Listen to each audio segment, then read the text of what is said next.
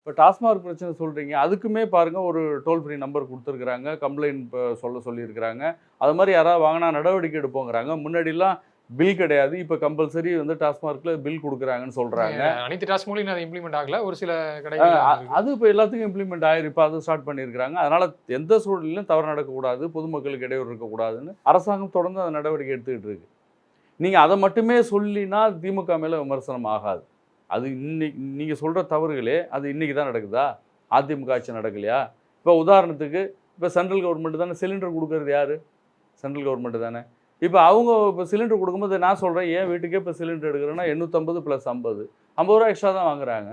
அதை யாராவது குறை சொல்கிறாங்களா? நான் 900 ரூபா கொடுத்து தான் வாங்குறேன், எனக்கு பில் 850 ரூபாய்க்கு தான் பில் கொடுக்குறாங்க.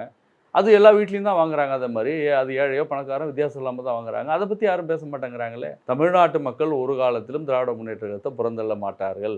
அவங்களுக்கு உழைக்கிறவங்கள தான் பிடிக்கும், செய்கிறவங்கள தான் பிடிக்கும். அந்த நன்றி விசுவாசத்துக்கு மக்கள் தொடர்ந்து திராவிட முன்னேற்ற கழகத்துக்கு தான் வாக்களிப்பார்கள்.